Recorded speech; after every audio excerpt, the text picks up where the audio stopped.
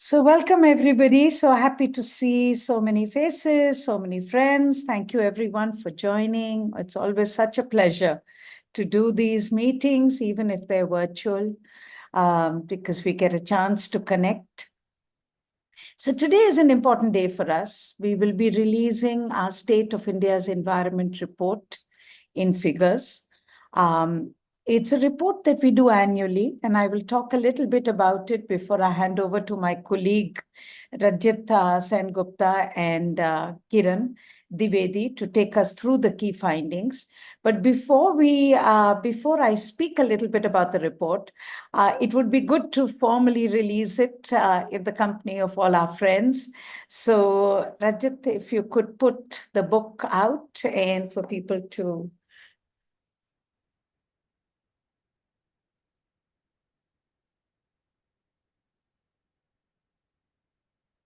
The screen is to be, yes.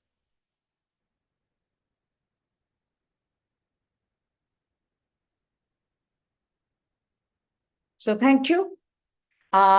This is our State of India's Environment Report in figures, which you can also access on our store, on the Down to Earth site, and we will tell you what we have found in this. But thank you, Rajit. Thank you, Kiran, for this. And simultaneously, I also want to show you a copy of Down to Earth. This is our Hindi edition of Down to Earth, which also has the key findings of the State of India's Environment Report in figures. So both reports are now public and available to all of you. I hope you will use them. I hope they will be of interest. So, what is our State of India's Environment Report in figures, and how does it differ from the report that we do at the beginning of the year, which is called the State of India's Environment Report? This is a report that we do annually now, which my colleague Rajit Sengupta, Kiran, and Richard Mahapatra, they put together each year as a report which gives you the state of the environment, but through data, through numbers. Now, we strongly believe that numbers are very important because numbers are about what you measure is what you know. And also, we know that what you measure is what you act on. So, if you're looking at an action agenda, then that comes out of the numbers, that the data and the analysis of the data in terms of the trend that is emerging, the state of the environment as it is emerging, and what needs to be done. Now, this is particularly important in this year, 2024. We are at the cusp of two major events. On June 5th, next week, is the World Environment Day, when the world celebrates the idea of the importance of environment and sets an agenda moving ahead. But more than that, it is also the cusp of the election results coming out. June 4th is the day India will know its results of its election. And as far as we are concerned at CSE, if it's the new government or the old new government, it's a time to recommit to an agenda moving forward. Now, there are two key lessons that come out of the report, which Rajit and Kiran will discuss with you. One, what is very clear is that whatever that agenda and the agenda that we frame moving forward has to be framed in the context of climate change. We know today that climate change is absolutely urgent. When I speak to you today, Delhi has 50 degrees centigrade in terms of temperature. And it's not just Delhi, it's across India, it's across vast parts of the world. Now, this is heat close to reaching beyond tolerance levels of human beings. It's also not surprising why we have it. We've allowed emissions to increase. And as a result of each year, the world breaks the record when it comes to heat levels. It's the same it's also not just heat. We are seeing floods, we are seeing cyclones, intensification of cyclonic activity. So we reel between floods, between droughts, between other extreme weather events. Now, all that is key in the setting of the agenda moving forward, because each one of these disasters takes away the development dividend. It leaves us poorer. And that's why the agenda must be framed in the context of climate change. The other very important context is, what is the agenda? How far have we reached on it? Where is it that we need to focus more?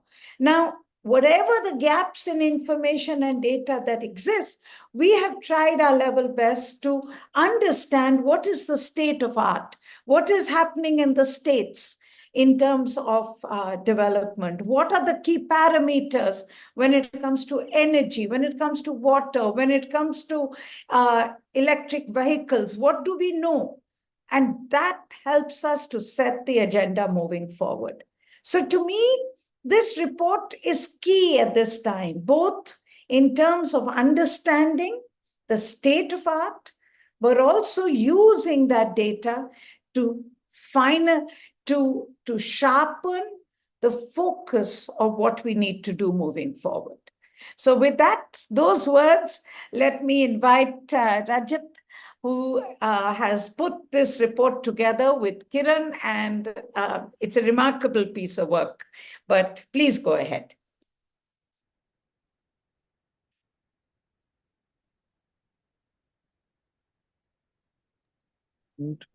Yep. Am I audible? Yes. Perfect. And is my screen visible as well? Now it is, yes. Thanks a lot, ma'am. So State of India's environment in figures is an attempt to look at all the data points that have been released over the past 1 year. We look at government data sets and we look at other credible sources as well to understand the key parameters in the perspective of climate change, in the perspective of development, in the perspective of health, and all the other metrics that go along with it, and understand whether India has actually made progress or not. We've been doing it for the past 7 years. So picking up from where ma'am left, so the first thing that we have talked about, so I will take you through some of the highlights of the book. The first thing that we have talked about is the state of extreme weather events in India. So since 2022, we have been documenting the number of days India is experiencing extreme weather events. So it's been 2 years that we've been looking at it. And for 2023, so the entire year of 2023, out of the 365 days, some part of the country was experiencing an extreme weather event on 318 days. And this is marginally higher than what was the case in 2022, which was 314.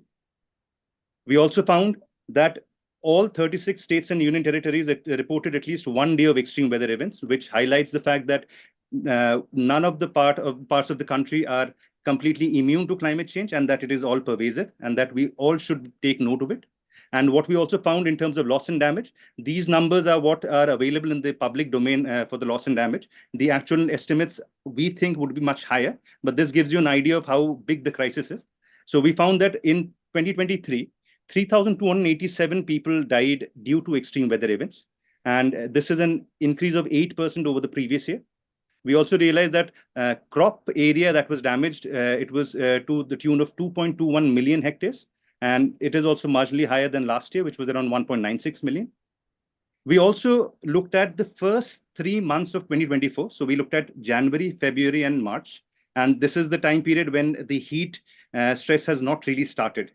Despite that, what we found that 12 states and union territories in the country reported the highest number of days with extreme weather events in those 3 months compared to the last 2 years. So 12 states and union territories in March, Feb, and January recorded their highest number of extreme weather events in the past 3 years. And I'm confident moving forward the way things look right now, the number will go up exponentially when we factor in the months of April, May, and thereon. So moving ahead, what we also found in terms of what is happening in climate. So last year, according to IMD, was the second hottest year that India has seen in the past 122 years. So since 1901, this is the second hottest year.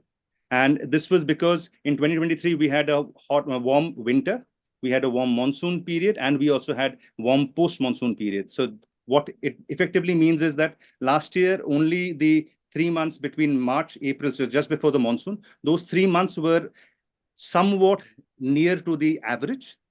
Rest of the entire year, India was experiencing a hotter than usual temperature. We also found that the minimum temperature last year was the highest. So in terms of the average temperature, India was the second hottest ever. And in terms of the minimum temperature, which is usually the night temperature, so the minimum temperature was the highest India has ever seen. And it peaked in December. So in December, if you look at the minimum temperature, so we have got the maximum temperature, the average, and the minimum temperature. So the minimum temperature was 1.71 degrees Celsius above the normal period that India considers, which is, I think, around which is the average of 1981 to 2010 data. So the minimum temperature in December was 1.7 degrees warmer than the average. And this is obviously the highest ever in 122 years. We also found that across throughout 2023, 102 weather monitoring stations of IMD, which were spread across 26 UTs and states, they shattered their monthly 24-hour temperature, high temperature, or the maximum temperature. So they shattered that. So 102 weather stations across India, they saw their monthly record-breaking temperature in 24 hours. And similarly, when we look at rainfall, it was across 69 stations in India. And if you look at it, these 69 were spread across 23 states and union territories. So in 24 hours, these areas received a lot more than what they normally do in that season.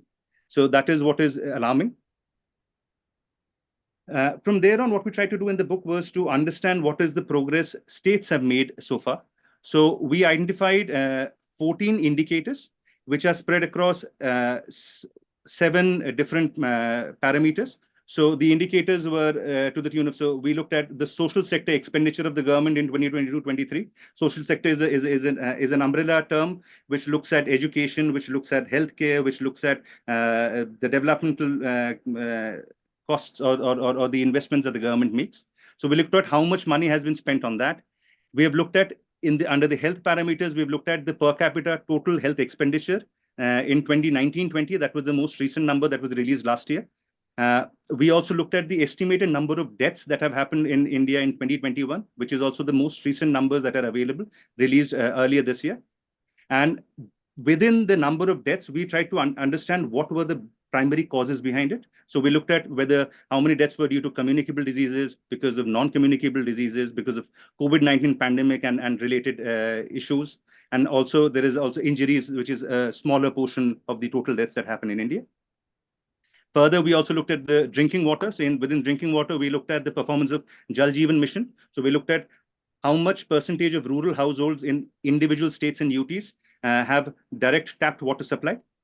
We also looked at how much percentage of the samples that are tested, drinking water samples that have been tested within Jal Jeevan Mission, how many of them are contaminated. So basically, drinking water contamination is another parameter that we looked at. Then within agriculture, we looked at 2 parameters. One was the area that is insured, the farm area that is insured under Pradhan Mantri Fasal Bima Yojana. And we also looked at whether it is going up and down. And we also looked at the soil health of the country. Then we also looked at air pollution. We also looked at transport, where we looked at the uptake of EVs in the total registered vehicles in 2023-24. So of all the cars that have cars, or all the vehicles rather, that have been registered in the state in the past 1 year, how much of that share was electric vehicle? And then finally, we also looked at energy. Within the energy, we looked at the renewable energy generation that happened last year. And in this renewable energy, we also include hydropower projects as well, because CEA, the data that it comes out with, it also mentions hydropower projects within the renewable scheme. New renewable schemes, energy is different. So this includes hydropower projects as well. And then the percentage change over 22-23. And we also looked at the per capita power availability and the distribution losses that are happening while giving out electricity to the people. So what we found, the highlight, so you can look at the book, and each state government, how they're performing, and each UT, how they're performing, it is mentioned over there. But what we found is that generally, low per capita health expenditure is something that is there. So most states and UTs have this problem. India itself has a very low per capita health expenditure compared to the global standards. We also found that there's a very high burden of non-communicable diseases. So bulk of the deaths that are happening in India is because of NCDs. We also found that compared to the last year, the renewable energy generation had actually gone down in several states and UTs. And finally, we also realized that there is an insufficient crop insurance coverage that is there. What we also found is that roughly around 12 to 16 states have already stopped uh, implementing Pradhan Mantri Fasal Bima Yojana in their areas, which includes states like Punjab, Gujarat. So that basically shows that our farmers are not really prepared for any onslaught due to extreme weather events. And we also realized that the general soil health, the three macronutrients, nitrogen, phosphorus, and potassium, they are low in most of the states in UT. We also realized that most of the union territories have serious data gaps when it comes to all of these parameters. And the problem with that is we can't really plan and prepare. And as ma'am was saying, we can't really set an agenda if we don't have credible data to work with. So this is what we found when we were looking at the state of states. Then we looked at the greenhouse gas inventory that was released last year by India for 2019. And what we found over there is that while India's overall emissions in 2019 increased by 158% since 1994. So that was the data point that was available over there. Energy sector obviously was the primary source with 76%. And what we also realize is a large chunk of this is still fossil fuel combustion. We also found that agriculture was the second largest emitter in India at 13%. So you can look at the difference. And what we also were very happy to see was that agriculture's share in the total emissions has actually declined since 1994. So it is now 13% as against to 28.3% in 1994. It doesn't mean that the total emissions of agriculture has gone down. It just means that energy and the other sectors are expanding at a higher rate. So the other two sectors were industrial process and product use and waste, and their contributions are also there. In terms of when we look at the kind of greenhouse gases that are being emitted, we've just looked at, over here, the three primary ones. So carbon dioxide is around 79% of the total emissions in 2019. Methane and nitrous oxide were 13 and 5% respectively. Then we also looked at, and this is a very, very good CAC study that has been done. So we were trying to understand. So on the one hand, it is becoming extremely clear that temperatures are rising across India, but we generally feel it pinches people in urban areas much more. So we wanted to understand whether there's a link between the two. So what CAC did was they identified 9 different cities of India. And these cities were identified on the basis of different climatic conditions and population size. And to identify the correlation between the heat that is available over there, or the temperature rise over there, and the green and blue cover, whether that's going down, the vegetation and the water bodies that are going down. So what they found out of the 9 cities that were analyzed, so the time period is between 2014 and 2023. 7 of the 9 analyzed cities saw more than 90% of their geographical area under extreme heat. So if you look on the right, these maps, they basically show you how much of these. So this is Kolkata, which is in these 9, one of the better off. Then there is Pune and others. So you can see how much of the geographical area, when it is peaking, how much of it is exposed to extreme heat. We also looked at, we also realized while doing the research that a curious kind of a problem is emerging. So on the one hand, temperatures are rising. On the other hand, humidity levels are also going up. So logically, when we were growing up, or even otherwise, if we think about it, we think humidity levels is a good thing. It keeps the temperatures in a way under control. But what we've realized is that because of the humidity, sweating becomes more difficult, and it basically hinders. So the impact or the onslaught of extreme temperature gets amplified because of high levels of humidity, which is happening right now.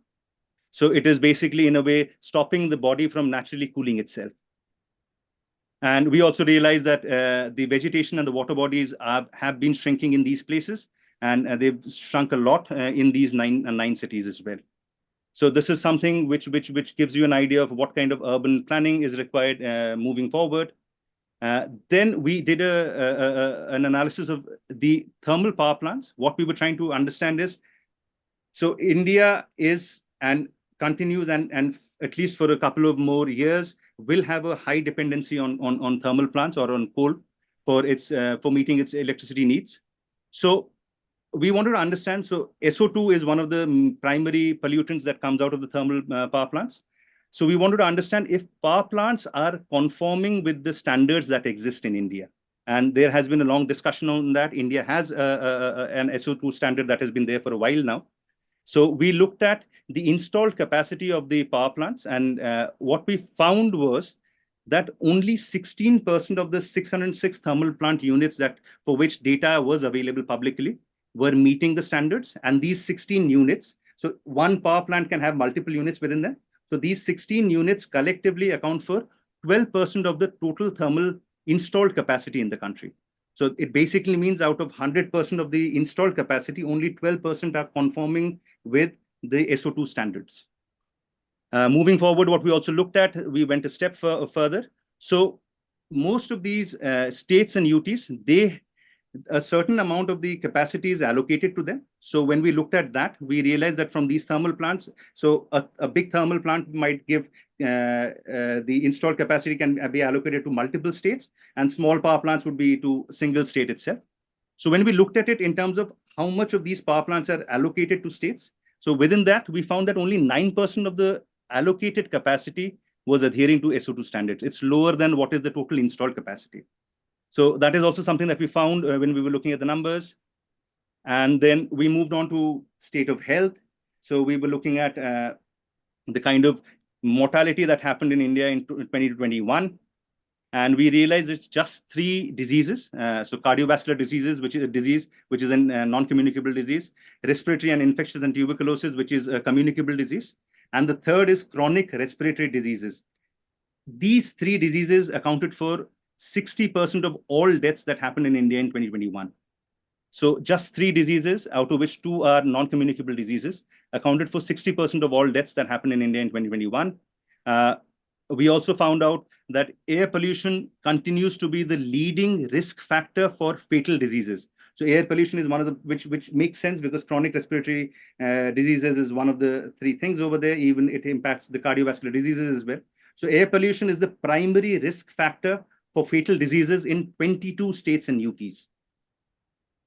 Further, what we also realized, even though waterborne diseases, the general share in the overall India's overall deaths is much lower, India continues to account for 41% of the global deaths due to waterborne diseases.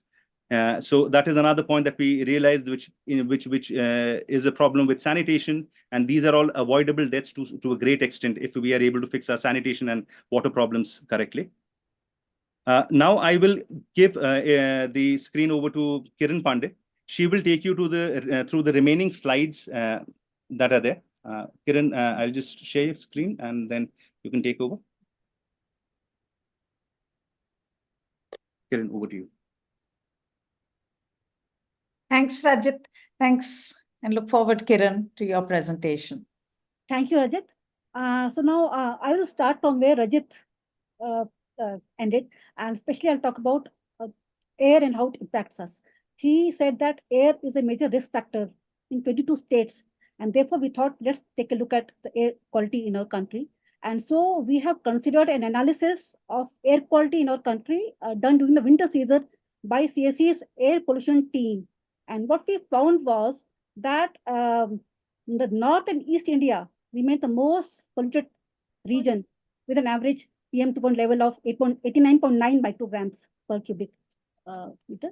And interesting, South India had the cleanest air as per our analysis, and this is during the winter season. At the same time, our capital city, Delhi and Chandigarh, the UT, were the most polluted UTs in our country, and Bihar and Haryana were the highest polluted amongst the states as per our analysis. Interestingly, we also analyzed the small towns, which are the problematic towns, and we often ignore them. And what we found was that the small towns in Karnataka and the Northeast were cleanest in the winter months. And Mysuru, a famous tourist place, was the cleanest city amongst the small towns. Smaller towns, Smaller not towns. small towns. Huh? Okay. Mysuru is not a small town, smaller town, smaller than Delhi. Okay. Mm. And at the air is linked to the transport, and so we thought let's also analyze the state of transport in our country, and we had specifically looked at the state of public transport in the country, and we were surprised to find that, in fact, it was worrying to find that between 1951 and 2020, the share of buses in the total registered vehicles has dipped down significantly. It has dipped down from 11.1% in 1951 to 0.07% in 2020. This is a huge dip in our public transport, the buses that is critical for public transport systems in our country. And it is important to address the quality of air and the mobility as well. At the same time, we also analyzed the buses operated by the state road transport undertakings across our country. And what we found was almost 25% of buses that these SRTs operate are overaged, and these need replacement. At the same time, just 8 undertakings were profitable. That means the rest were loss-making transport undertakings. And we need to address that going forward. Another interesting aspect that we thought it's very relevant, very timely, is the EV vehicles. So countries considering EV vehicles and their potential, and therefore the EV adoption is on the rise. Interestingly, between 2021 to 22 and 22 to 24, the total number of share of electric vehicles registered has jumped from 2.5% in 2021 to 22 to 6.83% of total registrations. That means, yes, the EV vehicles are getting, that's an area that it's rising. It has a potential, but at the same time, it has made no impact on diesel vehicle registrations, which means the number of diesel vehicle registrations has remained steady at around 11% in the last 3 years. And I think this needs to be addressed, because diesel is a polluting fuel and also impacts on health. We also took a look at is the share of buses which comes under heavy passenger vehicles rising. But the share of heavy passenger vehicles, which includes the buses, is negligible. However, there are few states where it is getting picked up. For example, Delhi and Karnataka, they are among the topmost states in terms of adopting electric vehicles in the public transport systems. But it is negligible. And if we want to address air quality and the mobility issues, we need to also consider the potential of electric vehicles, which can contribute a lot to improving India's air quality.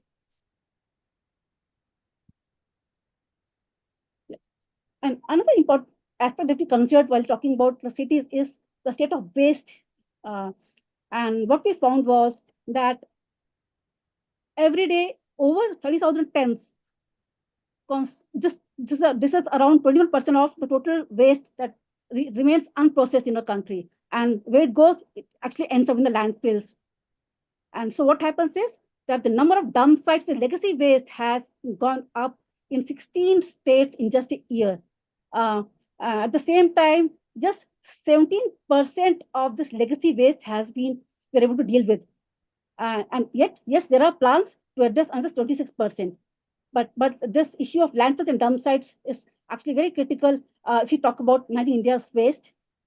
And we also took a look at what is being done to address the illegal use of plastics in the country.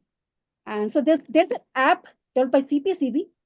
This app is used to report the illegal use of plastics, but the redressal rate of this application to report the illegal use of plastics has dipped down to 19% in May 2024, as compared from 25% in March 2023. That means, although we have an application that can be used to report data on illegal use of plastics, but it is not being utilized optimally and needs to be used properly.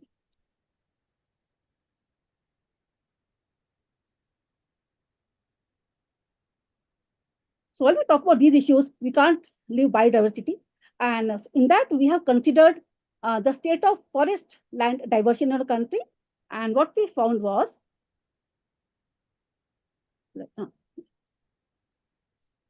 that in 22-23, we are talking about the data that is available in the public domain till August 2023.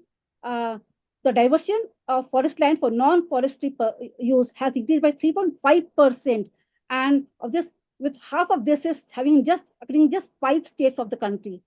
At the same time, there's another important issue that is in the news this year. It's about forest fires. And there has been a significant rise in forest fires. But what we looked at is the large forest fires. And we found that 13 states had seen a rise in large forest fires. And obviously, these included Himachal and Uttarakhand. And this was a surprising element for us. And when we further took a deep down to these 2 states, these are all Himalayan states. And amongst these, Himachal Pradesh had seen a rise in large forest fires for almost 7 times. And in Uttarakhand, it was more than 2.5 times. The book has the details about these forest fires state-wise. We also looked at the conflicts between man-animal conflicts. The book has data on elephants and tigers, the conflict on those animals. Interestingly, we had looked at the leopard pollutions, the population of leopard in our country. The number of leopards has gone up. But what is worrying is that over half of this is outside the reserves, which means this is also an important reason for the increasing man-animal conflicts due to leopards in our country. So when we talk about the increasing population, it looks like good news. But if you go deep down to the data sets, you find that if half of this is outside the reserves, that means the states are vulnerable to conflict due to these leopard populations. Every year, our book looks at how is the court performing in context of dealing with the cases concerning environmental crimes. And what we found was this time, the crimes under the Environmental Protection Act has increased by 30.6% from 21-21 to 2022. So what does this mean? This means that at this rate, the courts will take around 34 years at least to clear the existing backlog at the current rate. And again, the book has detailed insights on this, on 7 different aspects of these environmental cases in our country. You can take a look at this in the book.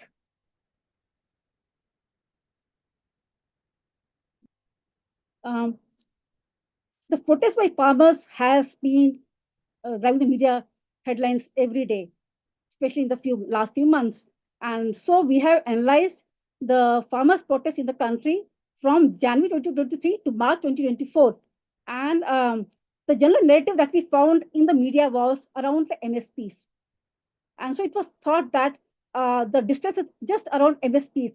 But when we took a deep down into these, the media reports that we collected from all leading national and regional newspapers, we found that the protests are happening across the country. Across at least 22 states reported these protests during this period. And the protests were not just around MSPs, they were beyond MSPs. So a report takes the narrative beyond the MSPs in terms of farmers' distress in our country. For example, the report says that most of the protests have been around land acquisition for infrastructure developments. They're around the poor agri-infrastructure for our farmers, which means the need for better irrigation setup, better electricity supply for the farmers. And this is a major finding that the report is coming out with. Secondly, we also took a look at the organic agriculture in the country. And so what we found was that although the area certified for organic cultivation has increased, but the total organic crop production has decreased by over 15% in the 3 years. That means the scheme is not working as it was meant for. So this needs to be looked at.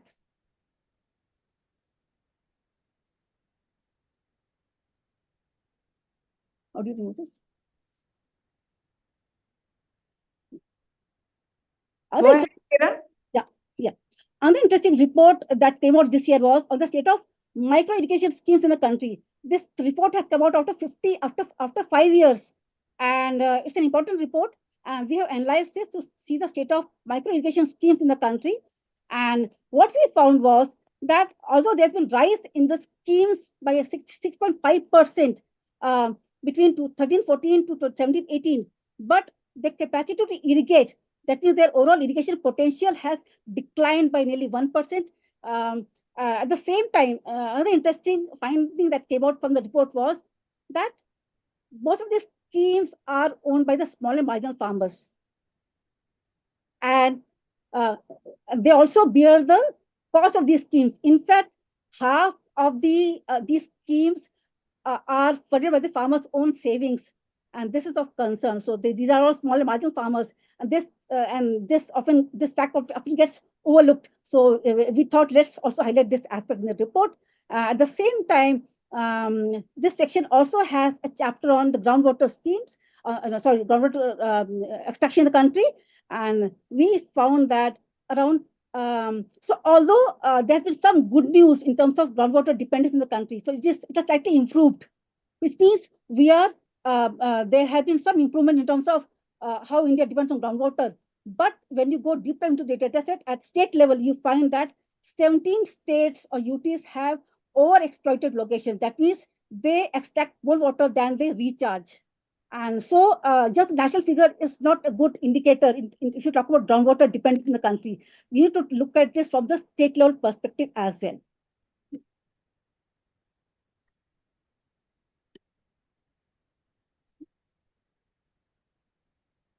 And another interesting aspect that we thought we should not leave out is the state of employment in the country.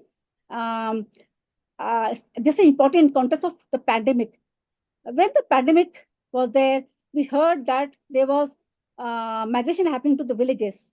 Okay, people were going back to villages because there were no jobs in the country. And but now the trend, and this is an interesting trend that we found was that during the pandemic, many people were pushed back to farming. And what this means is that there has been a growth in the agriculture sector employment, and this is the first ever increase since 2000. So this slide over here that you see, this clearly shows the growth in the agriculture sector. Earlier there was a negative growth, but now this is on the rise. And also, we generally feel that the formal sector is a good sector in terms of employment. But what is worrying is that there has been increasing informalization of the formal sector. So what does that mean? That means all the people are working in the sector, but most of them, which means around over 60% of the people, are working without contracts and social security benefits. And this is, again, an important aspect, because the general perception is that if people are working in formal sector, things are all well. But I think we need to take a look at this nature of formal sector. And there's also some good news in the report, and that is in terms of southern states. So what we found was that the share of regular and organized sector employment and the high-skilled jobs is highest in southern and western regions. And this map clearly shows that the southern states. And this is interesting.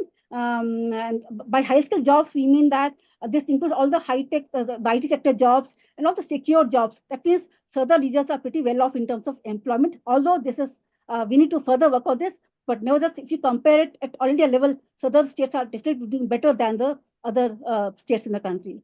And the last point we want to make is that the country is a young country, but around 83% of the unemployed population is young.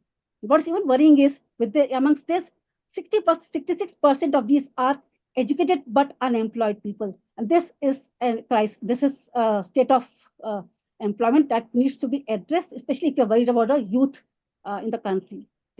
Thank you. Thank you, Kiran. Thank you very much. So, I've been going through the questions that are on the site, and I was wondering, and I basically would like to answer two things that are very important that many have asked. And maybe both you, Kiran and Rajit, can explain this. I think the most important thing that people have asked is, what are the sources of your data? Now, it's important for us to explain to everyone who's present with us today is that all this data is government data sources, and agencies of the government which produce the data, or CSE colleagues who have used the government data to analyze the trends that are coming out. But and maybe Rajit, what you could help everyone is to understand, and if you can show them on the screen, what are the sources of data? Because the idea here is we cannot do these primary surveys. We are not here. And somebody has asked us, is this primary data collection from CSE? No, this is a collation. It's essentially the use of data to present to you the trends that emerge. So for instance, Rajat, the Yes. data that you have presented on extreme weather events, tell us where it comes from. And So if you can take us through some of the other data sources. I'll just share my screen and I'll just take Yeah. through. So this is the extreme weather database that we have been looking at since 2022. We look at 3 data sources. The first and primary is the India Meteorological Department. So they come up with daily and monthly reports. So from the daily reports, we identify which are the areas in the country which have experienced an extreme weather event. Then in the monthly report, we cross-check the daily numbers. Along with that, in the monthly report, on some of the months, they also come up with the loss and damage data. So we collate the loss and damage. So there are 2 components. One is which are the days when extreme weather events happen. The other is what was the loss and damage that came along with it. So IMD data source is used for this. Then we also look at the NDM data, that is National Disaster Management Division under the Ministry of Home Affairs. So Ministry of Home Affairs is responsible for loss and damage and or for the rescue operations when an extreme weather event happens. So this department NDM data, they come up with loss and damage data on a daily basis during the monsoon. So it starts just before the monsoon season and it goes till about the end of monsoon. So for those four months, we get regular data from NDM. So that is another data point that we use to identify the loss and damage. And finally, we also look at media reports. So there are some of the events like snowfall, deaths due to snowfall events, deaths due to cloud bursts. So for these, we also look at media reports. So we basically collect all of these. So IMD for identifying the days with extreme weather events, and then media reports to look at the loss and damage information around it. So that is how we collate the extreme weather database data. Then if we move on to this climate, this is all IMD data. This entire slide about how temperature is rising. So if you look at the graph on the right hand side, so this is basically from 1901 till 2023. Each of these bar talk about the anomaly. So this is all IMD data. And if you look at it, the recent years, it just got moved. So the recent years is all red, which basically tells you why we should worry. So on an average, most of these recent years have been red, and this is all IMD data.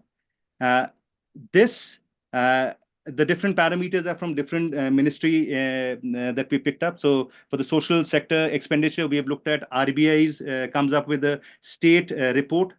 So from there, we picked up this. So this is based on the state budget estimates that come out. Then we have looked at the per capita total health expenditure from there's a report called National NIA is the report National. So this came out. So this is from Ministry of MOHF Health and Family Welfare. So they came up with this data last year. Jal Jeevan Mission is for all the sanitation and the water related data points.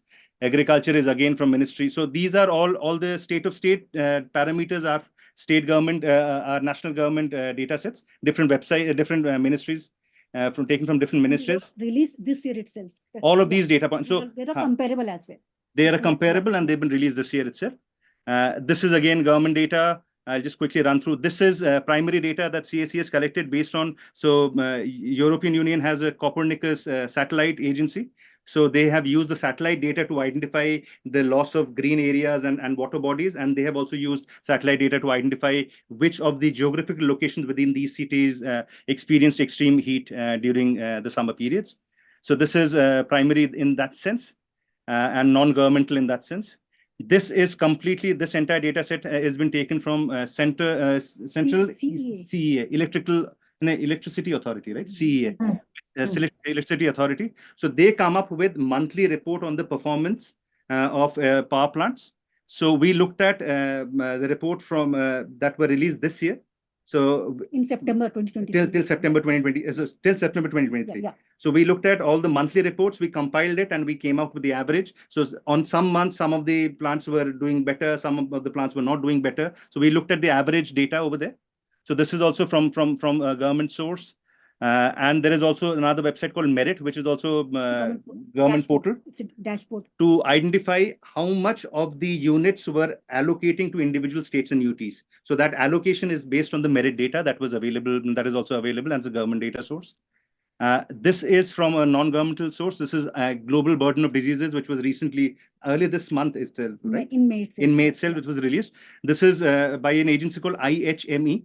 So they look at all the countries across the world, and also within India, they look at state-wise data, state-level data. And within this, what they've looked at first the reasons for deaths, and they have also looked at the risk factors that are contributing to the diseases that are causing deaths in India. So this is the data source that we've used over here, because there are no government data sources available on deaths in India. Ma'am, should I stop, or should I take you through? No, I think essentially you've given a flavor. What Yes. you could explain is there was a question on EV vehicles. The EV vehicle data is from the Niti Aayog's dashboard. Do I understand correctly? The bus data that you have is from the Ministry of Transport. Yes, They ma'am. bring out a report on public buses and particularly public bus undertakings. Exactly. So Performance essentially, yes, ma'am. that's right. Yeah. So essentially, I think what you're getting very clearly is from my colleagues, and you will see all the sources as you download the report. Our effort is to use data which is available in the public domain, data which is from government sources, because remember the kind of scale of data we're looking for. It's difficult to say that one NGO, another civil society, or even an academic paper can give you the scaling. Now, I think the most important thing that we presented today, which will help states to really look at where their strengths and weaknesses are, is the data that we put together on the state indicators. And the state indicators look at the same sources of information, whether it's the number of electric vehicles that are being registered, whether it is the number of farmers who are insured under the Pradhan Mantri Fasal Bima Yojana, whether it's the number of taps that are now available, which are functional taps in villages, or whether you have an unfinished agenda there, whether those groundwater sources are today polluted or not polluted. So the aim that we had was that wherever the data was available at a disaggregated level, at the state level, we also put that together to give you a state picture. So there is a country picture, and then there is a state picture. And I think my hope would be, because a number of you have asked this question, what is this meant for? And it's a very big question. It's a very important question. To me, what it is meant for is for all of you. When CSE puts this data out, our effort is to inform public opinion, is to build perspective, is to build information. Every one of you is important. It is not only for the desk of government, but clearly the effort would be to use these trends to understand where do we stand today. Then what is the agenda as we move forward? Have we really fixed the problem of electric vehicles or not? I mean, this data shows us very clearly that your diesel vehicle registration is still much higher. Tells you also that the number of e-buses that have been registered in the country are still so small that they're not going to make a dent on the horrific problem of both mobility as well as air pollution. So I think that's really the purpose of this data, is to put together the trends, the information as we move ahead, to sharpen the agenda and to put it in the public domain. Now, as governments come back to business, as they come back to work, and they look at what should be the schemes, what should they focus on, I hope this report will help both media, our friends in media, our friends in government to be able to look at that composite picture as it is emerging to say, so where and what do we do? So that's really what I think our effort is. A number of you have also asked, where is the report available? My colleagues have put it, I have given you a link on where it is available. The presentations are also available on our site. I think that is really what I saw was some of the questions that were asked by people. Rajit, one question that was asked was on environmental crimes. Yes, ma'am. Can you explain that, what you have found? Yes, ma'am. So what we've looked at is so there are 7 major environmental laws or acts that are there in place. So we have looked at the number of cases that were that went to court, that were already pending from last year, that went to court this year. So that data is available.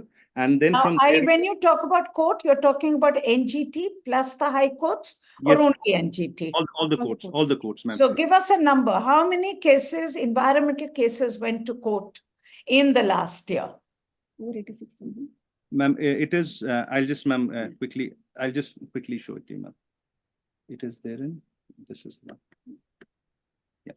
So ma'am, over here, so the data is for 2022. So the first number, 52,920, these were the number of cases that were pending at the end of 2021. So they again were added onto this year. And adding the new additions, there were 1,39,246 cases total. So new in 2022 and the 52,000 from the last year. So these were the number of cases that they had to deal with. These are the 7 different acts that are there. So one is Indian Forest Act and Forest Conservation Act. Then there is one Wildlife Protection Act, then Environmental Protection Act, then Air and Water Prevention and Control of Pollution Act. So these are the ones that we're looking at. So what we do is, ma'am, we look at all the cases that have been added. We also look at the rate at which cases under these acts have been pushed out by the courts. So if you look at the Indian Forest Act, on an average, 3.13 cases are disposed of in 1 year by the courts. Similarly, if you move on to Wildlife Protection Act, it is 0.74 cases in a year. So not even one entire case is disposed of in 1 year. Then based on that and the available cases that are there in the courts, we do the calculation to come up with these years. And we also, in the third column, which is, I don't think it will be visible for most of us, but in the third column, we also say that what should actually be the rate if you want to dispose of all of these cases in 1 year. So right now for Indian Forest Act, the rate at which courts are operating is 3.13 cases in 1 year are being disposed of. To clear the backlog in 1 year, it has to increase to 54 cases in 1 year. So that is basically what we're talking about. So the rate is basically calculated on that sense, ma'am. Now, your source of data for this? NCRB. NCRB comes up with this data, ma'am. National Crime Records Bureau. Records Bureau. Yes. They come up with the data on the number of cases that have been filed, and they term it as environmental crime because assuming that every case that has been filed in the court, according to NCRB, would therefore be an issue which requires arbitration and a decision, and that's what they look at. So that's excellent. Dipendu and Mr. Pasumani, if you can give your questions in the chat box, it would help me a lot, and I would be able to okay, very short, because I think we have muted everybody. So that is why this thing is a little, if you can just put it in the chat, it'll help me. But otherwise, we'll have to unmute everybody. So I think that's the technical problem we have right now. So please bear with us. This format is not made for question and answers like this. Okay. Sukanya, can you unmute Dipendu ji and Ms. Sure, I'll do that. Just very quickly, because we are close to closing now. Namaskar. There's also something somebody has asked right now, Rajit, on the data on the waste generation. Now, my understanding is this data on waste generation you've taken from the Central Pollution Control Board, or you've taken from the Ministry of Urban Affairs? Swachh Bharat Mission Urban, so the dashboard that they have. So the municipal solid waste is from there, and also the legacy waste is from there. The plastic is the CPCB app, mobile application for, so the plastic data is from the mobile application. We have analyzed that. CSC has analyzed that. So these are the two. So Swachh Bharat Mission and CPCB, ma'am. Fine. Yes, Dipenduji, please go ahead. Ma'am, I have two questions. One is, I don't know, maybe I can overhear. Migrant labor data in this book, any migrant labor data in India? No, we don't have. No, this last year we did not get any proper sources of migrant. We have some data in the report on migration, which is available from the global database that is available on migration. But there is no real internal migration data that is available in India. I hope it will be available and we will start collating it. Okay, ma'am.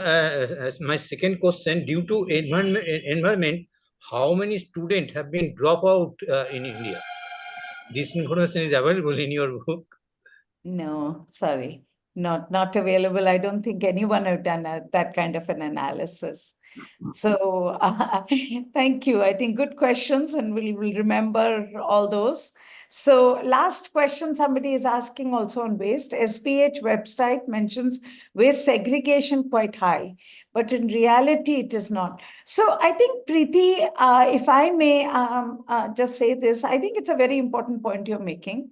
But for this, see, remember, data has to be collected by government and by cities. And there are two major sources of data collection on waste. One is the Central Pollution Control Board, which collects it from state pollution control boards and then collates it.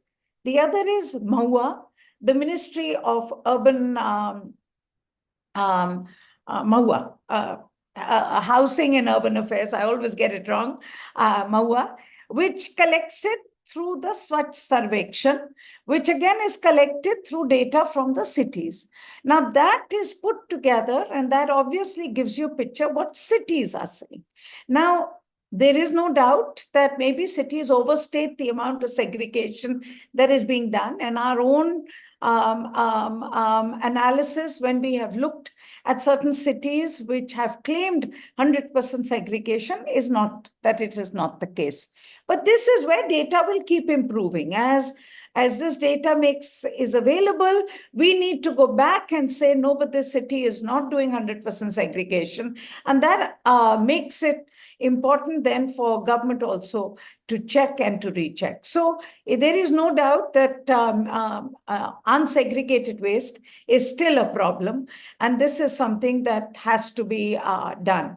So I think overall, there are many questions that people are asking, but these are issues I can go on and talk, but these are really not the purpose of today. Today is not to talk about waste. It's not about to talk about migration. It is not to talk about the agenda. It is to talk about the report that we have put forward to you, which is a state of states report. It is a state of environment report. And in conclusion, what I would really say is that as Mr. Pasumai Prasanna has raised his hand. Sukanya, can we ask him? Can we unmute him? Yes. Good afternoon, everybody. I am very proud to salute these participants who are attending this beautiful conference. I am happy to participate, one of the participants here. On behalf of Green Tamil Nadu Mission, as a representative of our Honorable Chief Minister of Tamil Nadu, Mr. M.K. Stalin, sir, we are following under the Secretary, Mr. Prasanna, we will meet some other time and talk about all these issues that you're raising. Right please, now, this is not the purpose. Please, yes. One second. Yes. Please, can you give me how to ban plastic bag? Because our government of Tamil Nadu under Secretary Mr. Supriya Sahu IAS is very too much involvement to ban plastic bag. I know, Supriya wonderful. I can explain this. So maybe I can quickly get an answer on this. Okay. Thank you so much. Thank you so much. So I would suggest that Tamil Nadu could become the first. Actually, there are other states of India as well. but you need to ban plastic bags completely. You cannot ban plastic bags on the basis of micron. And that is critical. Right now, the plastic carry bag ban is completely unenforceable because it is based on the weight of the bag.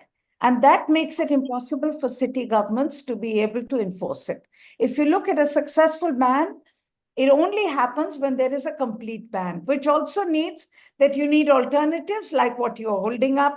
Wonderful. So this is what needs to be done in Tamil Nadu, needs to be done across the country. We also need much better regulations on multi-use plastic and on plastic which comes in all our packaging material, but we can discuss that some other time. I want to conclude this. We've run out of time.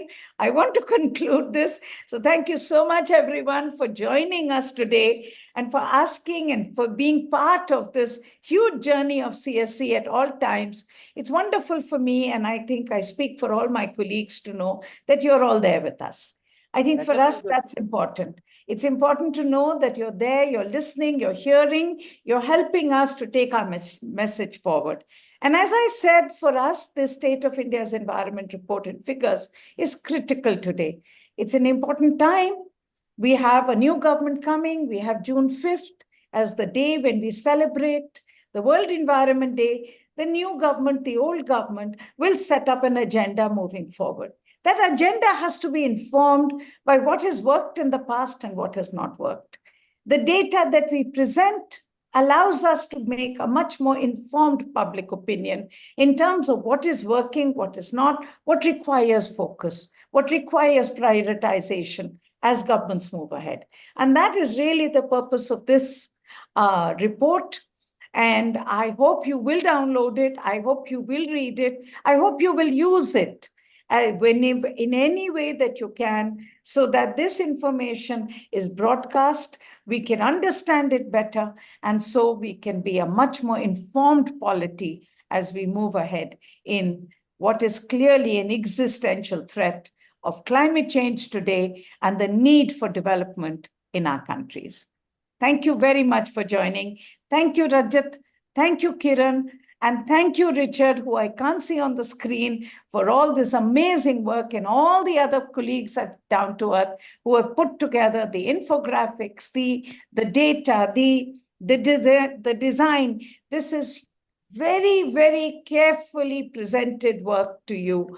And I hope you will find it also as useful as me. Richard, any last words from you before I end?